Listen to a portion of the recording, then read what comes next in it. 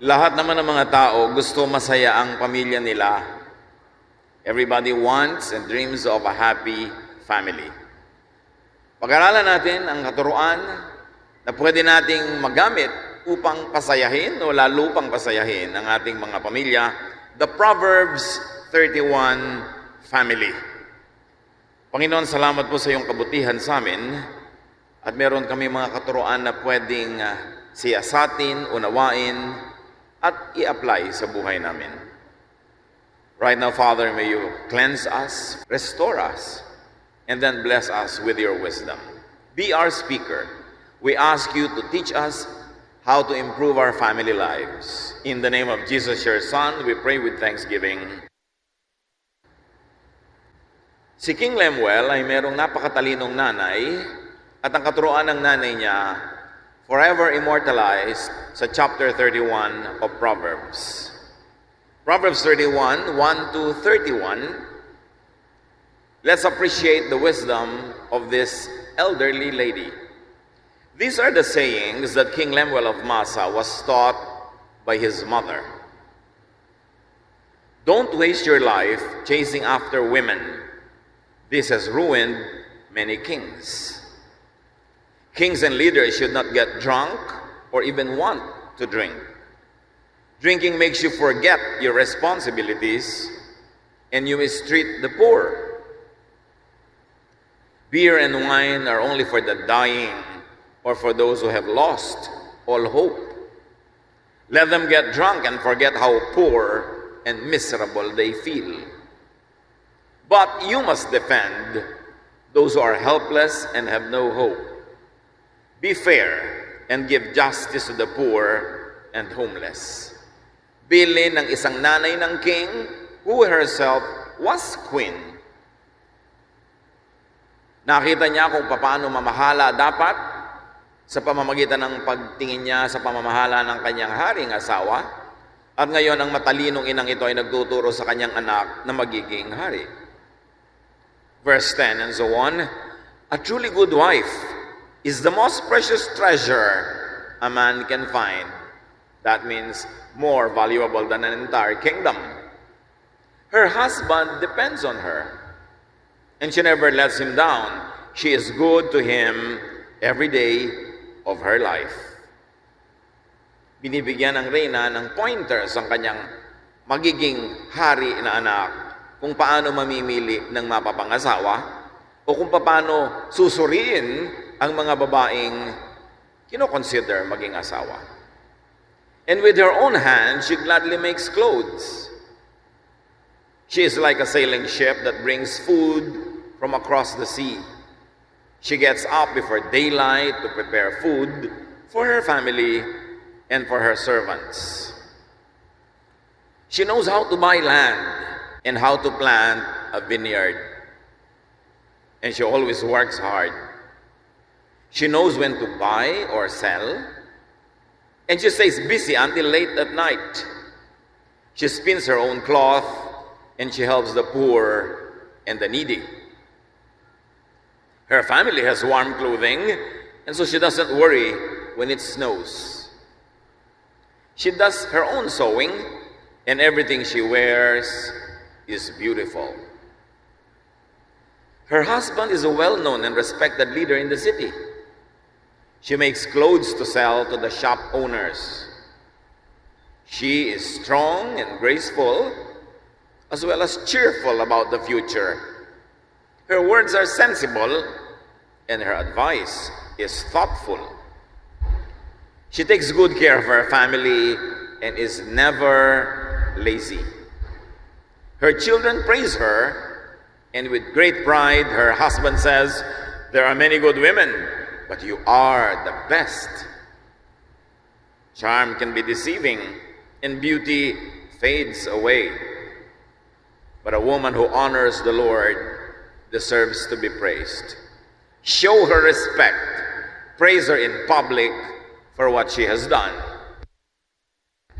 Napakaganda ng mga katangian ng isang babae na dapat i-consider ng isang lalaki bago siya maging serious about getting married. Hindi natin alam kung ini-encourage ng nanay na ito ang kanyang anak na mag-asawa o diniscourage dahil sa kaban maghahanap ng ganitong babae. But in any case, very beautiful standard set by a very godly lady, the mother of the king. Bago natin tingnan yung turo ng matandang babaeng ito tungkol sa kanyang mamanugangin o ideal na maging manugang, siya muna ang tingnan natin.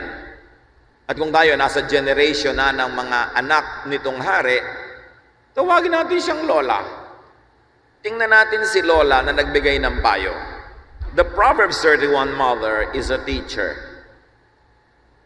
Kung ang lola nyo, teacher, sa sarili nyong magulang, isang magandang foundation na yan para ang pamilya nyo tumino. Ang pagpapatino ng isang pamilya ay hindi nagsisimula sa anak lamang o sa magulang lamang, nagsisimula pa ito sa lolo't lola. Bakit? Yung mga magulang na nagpapaandar ng bahay ay pinalaki ng mga lola at lolo yon. Anong uri magiging magulang sila, malaki ang contribution ng lola at lola. Although kahit gaano kumisan katino ang lola at lola, hindi pa rin nagiging matino yung magiging anak nila, pero malaking factor na sila mismo matino. Marami nagtatanong, Pastor, paano ko po ba kayo ma-assure na magiging masaya ang aking pamilya hanggang mga kaapu-apuhan ko? Turuan mo ang iyong anak, nanay. So the Proverbs 31 mother is prayerful. It goes without saying, sa pagiging madalangin niya, siya ay makadiyos. Na ang standard niya ng tama at mali, ng maganda at mas maganda at pinakamaganda ay godly standards. So reviewin natin ang mga itinuro nitong si Lola kay tatay. This Proverbs 31 mother or grandmother teaches her son not to be a womanizer. Nanay pa lang ang unang magtuturo sa anak na lalaki na huwag maging babaero. Nanay. Ngayon, kung yung nanay, konsentidor, iyak lang ng iyak sa sulok, tiis lang ng tiis, ang kanyang sariling asawa'y babaero at pabaya, indirectly, tinuturuan niya ang kanyang anak na lalaki na, anak, okay lang na maging pabaya at babaero. So yung nanay, kung paano niya itrato yung tatay, kung yung tatay ay mali-mali ang ginagawa, nagtuturo siya sa kanyang anak kung paano mangunguna naman sa sariling bahay niya kung naging padre de pamilya niya ang kanyang anak. A major ministry of a mother is to prepare her son to be a good husband. Tinetrain mo ang anak mong lalaki na maging thoughtful sa babae, matulungin, magalangin, considerate. First to you as his mother, then to his sister or sisters. Tinetrain mo ang anak mong lalaking maging matinong lalaki at mabait sa mga babae. Hinahanda mo ang iyong anak na lalaki na maging mabuting husband. A good mother turns over to her future daughter-in-law a good husband. Kung nagpapakatino ang isang ina, ginagawa niya ang tama, mabuting pagpapalaki ng anak na lalaki, sa araw ng kasal ng kanyang anak na lalaki, dapat masabi niya sa kanyang mamanuganging babae, all his life, tinrain ko siya para maging mabuting husband sa'yo. Yun ang role ng matitinong mga mother-in-law. Hindi yung mother-in-law na nakikipag-compete sa daughter-in-law, ikinasal na nga yung anak doon sa asawa, inaagaw-agaw pa uli yung anak, samantalang siya naman ay may sariling husband, yung tatay nung anak niya. Kung minsan magulo ang mga pamilya, kasi yung mga lola, nalilimutan nila ang role nila, i-turn over sa manugang, yung kanilang anak na lalaki, na matinong lalaki, magiging mabuting husband and father. At pag nagawa na niya yon, minahal naman niya ang kanyang anak, train up a child in the way he should go, and when he is old, he will not depart from it. Your son will never forget how good a mother you are to him, and he will never forget to love you. But do not confuse your role and the role of your daughter-in-law. Ang matinong biyenan ay buong pusong isinusuko ang kanyang anak na lalaki doon sa kanyang magiging manugang na babae para maging matino, mahusay, tahimik ang buhay ng dalawa at hindi niya ginagawa ang sarili niyang issue at divisive issue At papapiliin mo pa yung anak mo, yung asawa mo o ako na nagpalaki sa'yo. Hindi dapat dumadating sa ganung point. Ikaw na dapat na ina ang nagtutulak sa iyong anak na be a good husband to your wife. Be faithful to your wife. Hindi ikaw pa yung namamagitan. Kailangan nagsisimula doon sa nuno. Sa ugat pa lang, malalaman mo na kung ang puno ay magiging mabunga. And the Proverbs 31 mother teaches her son to not be a drunkard. In fact, to be sober, to be in control of his behavior. Anak, magiging king ka, magiging governor ka, magiging manager ka, kailangan hindi ka lasenggo. At nabasa natin, sabi ng nanay, ang paglalasing ay para lang sa mga walang pag-asa. Kailangan languin nila ang utak nila para malimutan nila ang mga pagdurusan nila at mga kabiguan. Pero ikaw na responsableng tao, hindi ka dapat maglasing. Kasi pag nalalasing ka, nakakalimot ka ng iyong tungkulin sa iyong kapwa, nagiging pabaya ka sa mga mahirap at mga maralita, kailangan lagi kang matino. Behind a very successful man is a mother that teaches him to be a good man. Proverbs 31 mother teaches her son to be a defender of the weak, to be just, especially to the weak. And she teaches her son to value and treasure his wife. Ginagawa ng nanay ang lahat para itulak, udyukan, i-encourage ang kanyang anak na lalaki na maging matapat na husband doon sa kanyang magiging manugang. Ang matinong nanay, hindi kinukonsinti ang anak na lalaki na nambababae at kasama pa siyang kakutsaba at inililihim niya sa kanyang manugang na babae. Kaya kung magpapakatino ang lahat ng biyanan, maraming problema ang masasaayos. Hindi ko mo anak mo, lagi mong kakampihan, totoleratin mong may anak kong kani-kanino, tapos pag kakasama kayo na nililinlang nyo yung babaeng kanyang pinakasalan. It starts with the grandparents.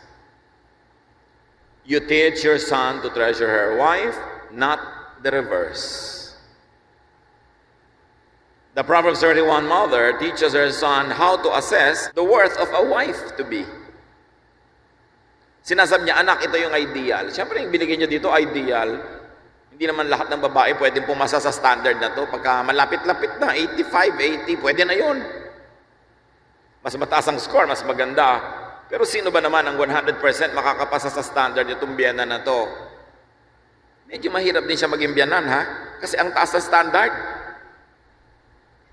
Pag yung biyenan mo talagang sinusukat kung gaano kakagaling mamlansya, gaano kasarap ang iyong sinigang, gaano kalinis ang iyong bahay, gaano kalinis ang iyong ref, ang iyong mga tsinelas, mga kaldero, mahirap ding biyanan yon. Ang pinag-uusapan dito ay standard, what is desirable, pero siyempre kung ito na yung napangasawa ng anak mo, no return, no exchange, mahalin mo na rin. At kung kaya mo pa rin siyang matrain, tulad ng pag-train mo sa sarili mong anak, i-train mo pa rin in a loving way that will not be rejected kasi hindi judgmental at hindi masungit. Ideal pa lang to pag namimili pa lang. Pero kung nandyan na, napakasalan na, mag-asawa na, make the most out of what is already a given. The Proverbs 31 mother teaches her son to respect his wife and to praise his wife. Anak, lagi mong pupurihin ang asawa mo. Mahirap maging wife and mother to your children and a daughter-in-law to me. So, encourage your wife. Pupuri-purihin mo siya.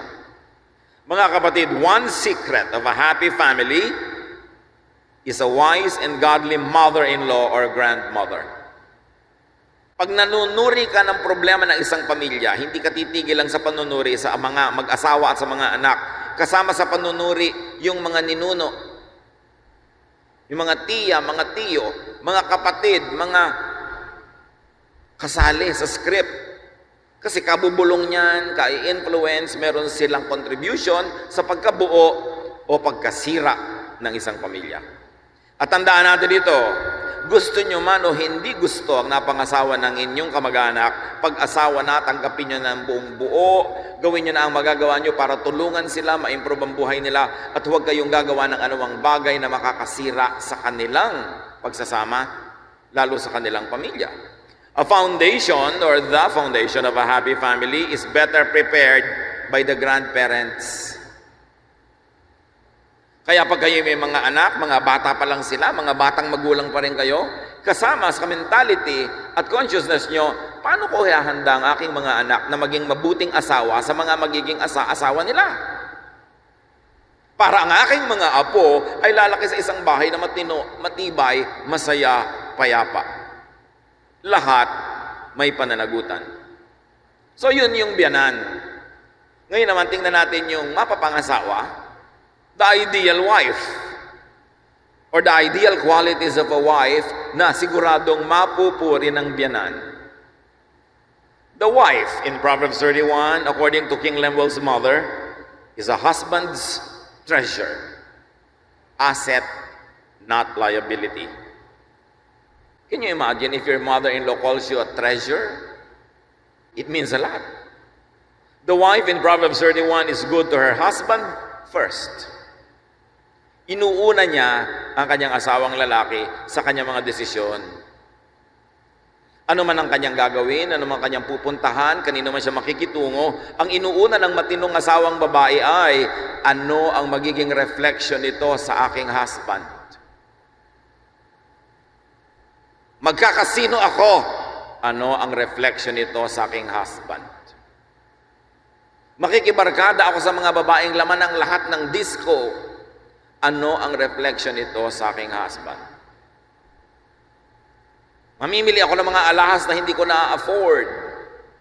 Makikipag-contest ako sa mga classmates ko nung high school, pagandahan ng bag. Ano ang reflection nito at epekto nito sa aking husband? Makikipagkaibigan ako sa mga lalaki, sa aking mga workmates, sa aking mga kliyente. Ano ang reflection nito sa aking husband? Because a wise woman will always consider her husband first, above herself. At yun ang ibig sabihin ng submit to your husband. Hindi ibig sabihin magpapachimay ka, magpapaalila ka, sinasampal-sampal ka na, nakabaw ka pa. Ang submission doon is you submit your own desires and your own wants to the well-being and especially to the dignity of your husband. Ang matinong babae, hindi gumagawa ng anumang bagay na maglalagay sa kanyang asawang lalaki sa alanganin. At ang matinong babae, hindi lang dapat hindi gumagawa ng masama, dapat mukharing hindi gumagawa ng mali. Meron naman kasi nagsasabi, wala naman akong ginagawang masama. Oo nga, pero mukhang may ginagawa kang masama. Hindi sapat na wala kang ginagawang masama, pero mukha ka namang may ginagawang masama. Hindi ka dalaga, may kaladkad kang asawa, karangalan niya ang kaladkad mo kahit sa kasumuot, dapat din mukhang wala. At hindi lang dapat mukhang wala, dapat talagang wala. Napakatinong babae, pinatino naman ang kanyang biyanan yung lalaking mapapangasawa niya, edi magiging maligaya ang kanilang tahanan.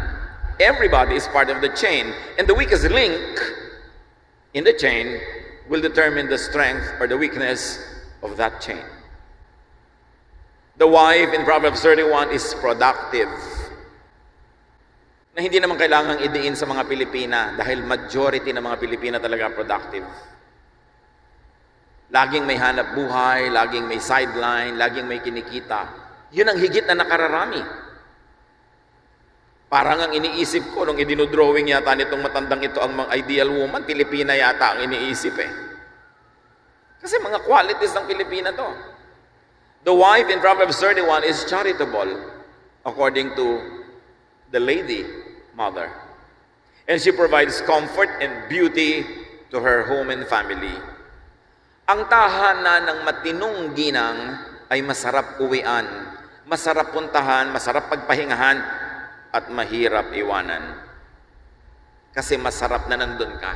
Yun ang feeling. In function, in beauty, it is to be desired. Just like her and her person. The woman in Proverbs 31 is strong, graceful, and positive about the future. Ang babaeng ito hindi mahilig mahimatay. Hindi mahilig manghina pag may kaharap na problema dahil matibay ang kanyang kalooban. Matining ang loob, matibay ang dibdib. At sabi ng ibang versions, she can laugh at the days to come. How can you laugh at the days to come? Pag lang naman may savings ka at may incoming ka pa na funds, yun ang pwede kang maging cheerful about the future. Hindi ka natatakot sa future dahil may gagastahin ka pag may emergency. Meron pala mga ospital dito sa atin ngayon, pagka ang case mo, grabe, ICU ka tatanggapin, dapat may down ka na 100,000. Kung hindi, sorry. How can you laugh at the days to come kung wala kang pang down? You are worried about the days to come. Takot na takot ka tuwing merong mga enrollment, may bayaran, at may emergency. But because this woman is so productive, she knows how to make business, she knows how to make a profit from her trade, and she's so responsible in managing her finances and her house, she can laugh at the days to come. As you can see, this woman of Proverbs 31 is not financially dependent on her husband. Make it your goal, ladies, to not be financially dependent on your husband, but to add to his income, happier. Ang dami mga misis, nagtatapat sa akin, kahit sa Facebook, gustong-gusto na nilang iwan ng kanilang asawang babaero, lasinggero, lahat na ng mga ero ang ending nandun na sa asawa, pero hindi nila magawa kasi wala silang income. Hindi nila matangay yung mga bata kahit inaabuso ng asawa kasi wala siyang pampakain. Ba't mo naman inabot yung ganyang stage? Nagkatanda-tanda ka na, wala ka man lang naging sideline, wala kang pinag-aralan na trabahong iba, na sideline. Kasi nga nakatali siya sa bahay. Kaya dapat pag-aralan ng Proverbs 31, lady. Hindi madaling maging katulad niya. Pero lalo namang hindi madaling maging hindi niya katulad. Kasi magiging dependent ka lang. Maganda yung patuloy kang nakikisama sa husband mo dahil love mo siya, hindi dahil wala ka ng choice. Kaya dapat ang babae nag-aaral na magkaroon ng trade, ng business. Once again, usually ang mga Pilipina may ganyan. Kadalasan nga, yung mga ginagawa niyang hanap buhay ang nagdudugtong doon sa nalalagot na kulang sa income ni husband. And hindi naman masamang pagdugtongin nila yon kasi mag-asawa sila, maganda nga yun. Proverbs 31:26, her words are sensible and her advice is thoughtful. Ang matinong babae, hindi salita ng salita kung wala namang katuturan ng sasabihin niya, nananahimik na lang siya. Hindi tuloy siya nasusuong sa gulo, hindi siya nai-involve sa mga chismis, kasi pag nagsasalita siya, may saysay. Importante, the wife in Proverbs 31 is intelligent and wise. She is informed. Hindi lahat ng itatanong mo, hindi ko po alam. Dapat alam. Inaalam, pinag-aaralan.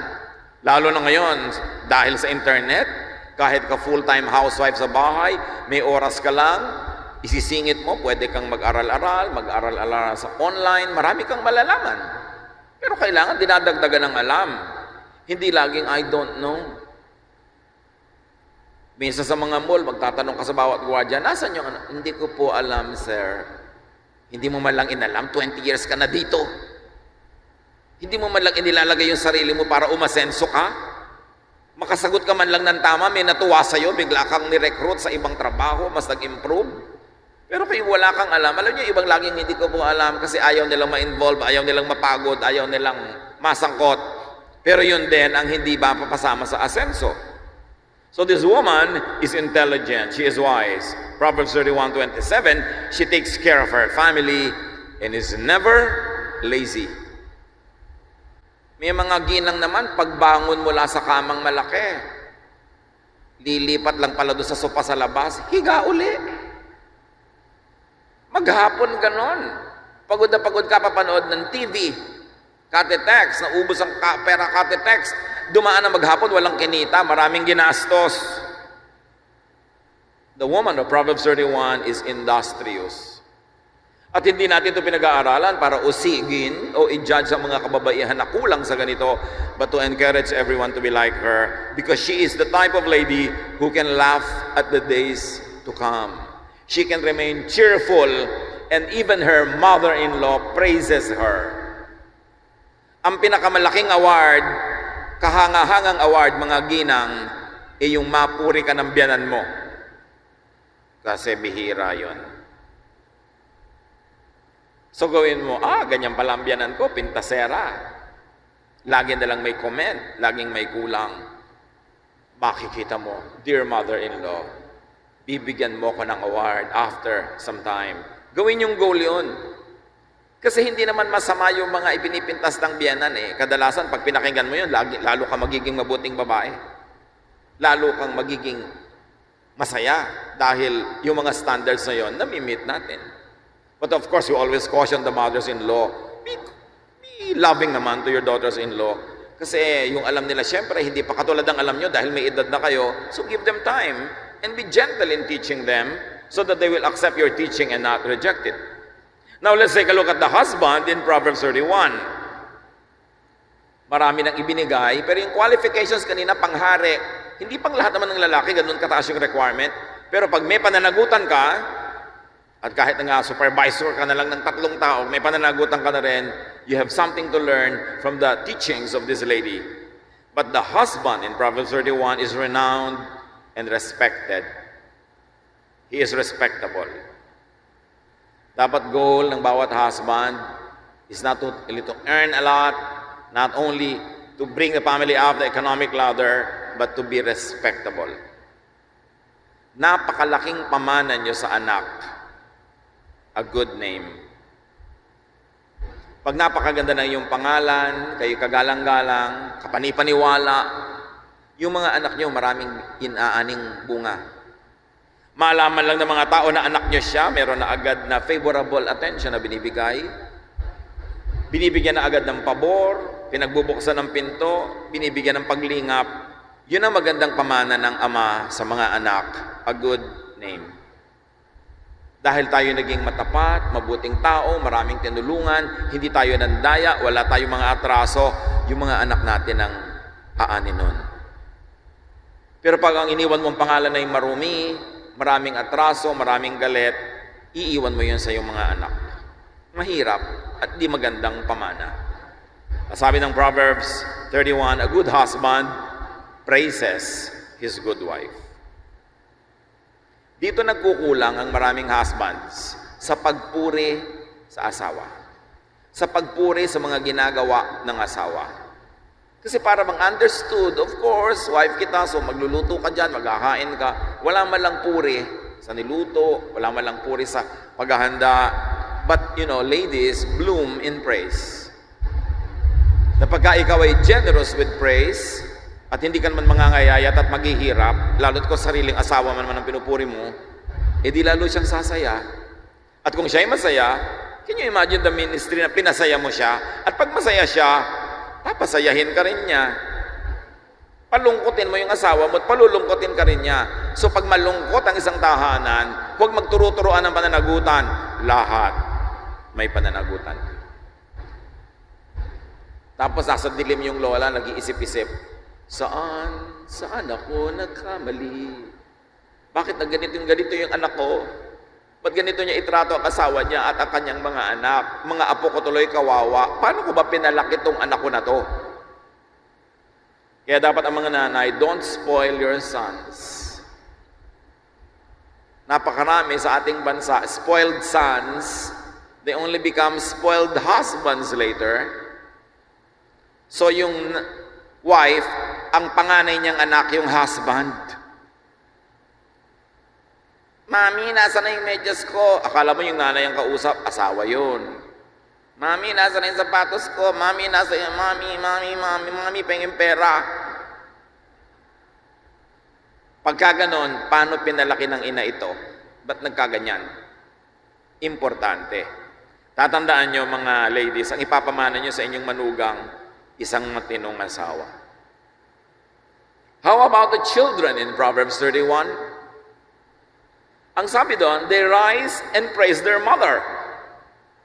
So good children praise their mother or father or other siblings. In other words, children, kahit hindi kayo ang pangunahing tauhan sa Proverbs 31, be appreciative. Don't be complainers. Ang ministry ng mga anak, appreciate ng mga magulang, pasalamatan, at purihin.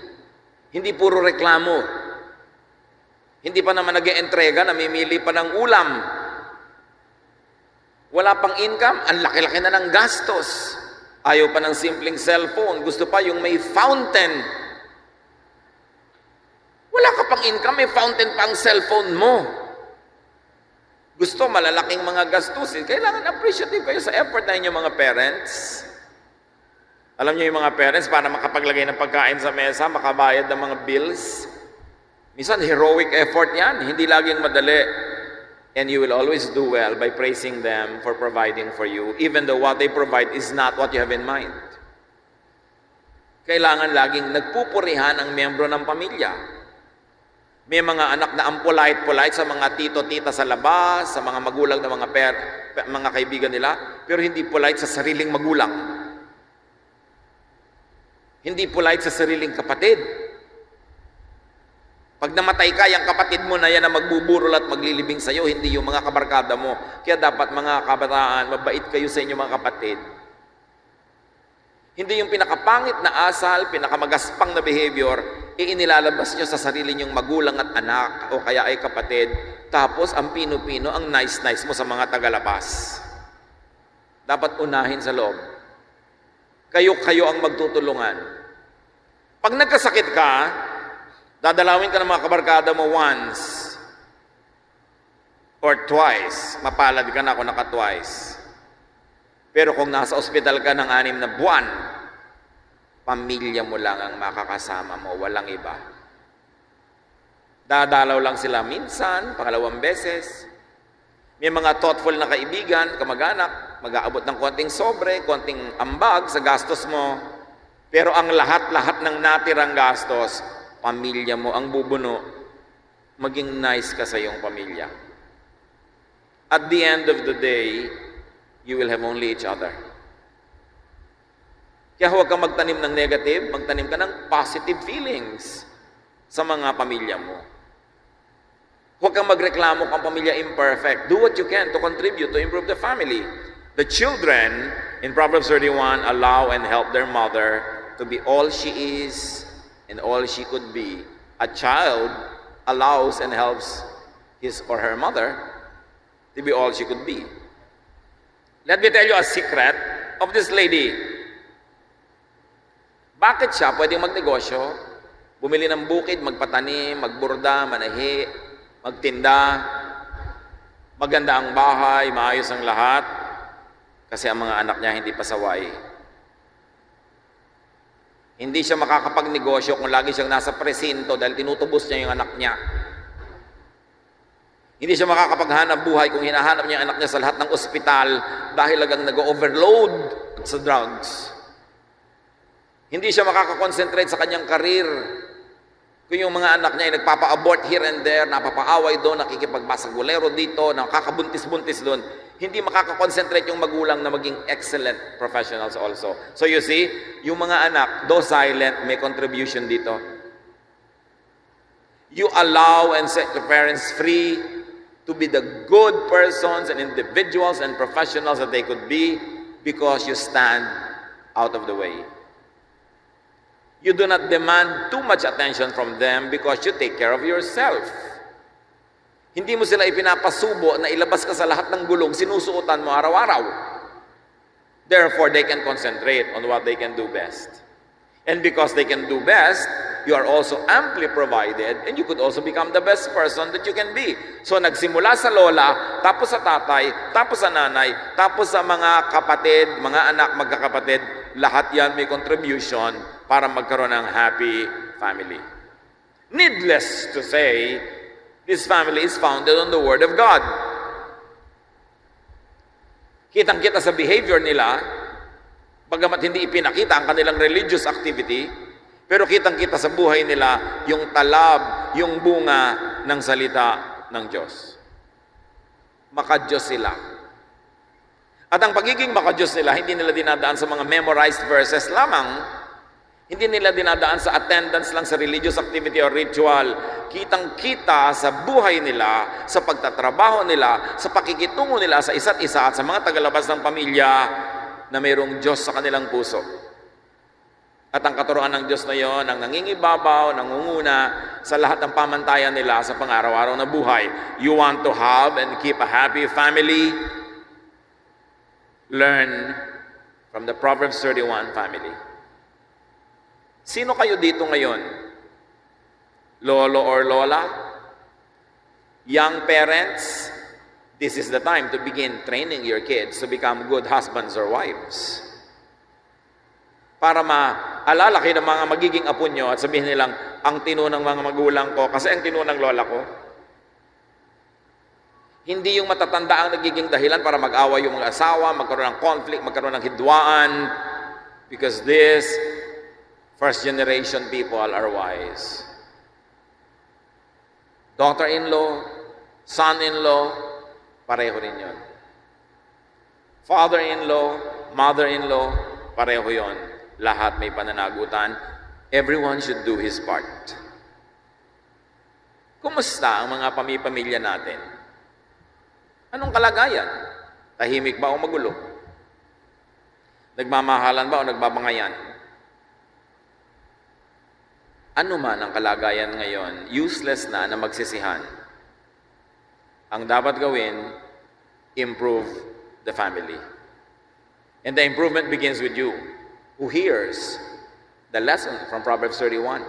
And to inspire all the other members of your family who also either hears the same message or are not here to hear it, but they will see its effect on your life. Model Proverbs 31 in your own way of dealing with the people in your family. Masyadong ideal tong family na to. Huwag kayong ma-depress kung hindi kayo ganito. Although magbunyi kayo kung ganyan kayo, malapit. That is a very special blessing. It is a goal to aspire for. It is not always a destination where you reach very easily, but it's important that every day you get closer to that destination. You have to do your part so you can get your share.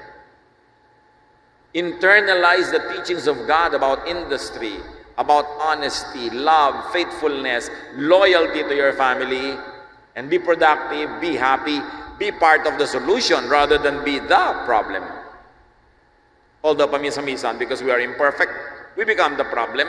Kanya-kanya lang naman tayo na schedule na maging problema ng pamilya natin. Pero huwag namang extended na laging kayo na lang ang problema ng pamilya nyo. Kailangan gumraduate tayo na, problema ako last month. Ngayon, hindi, maayos na ako. So, problema naman itong kapatid ko. Sige, problemahin natin siya. Pero kung lahat problema, yung kaisa-isa o dalawang matino, sasabog sila, mawawasak sila, hanggang lahat problema na lang. Do not overburden the responsible members of your family. Umisa sa pamilya natin, mayroong isang matino, mayroong isang kumikita, mayroong isang mahusay. Huwag naman lahat tayo dumagan sabay-sabay.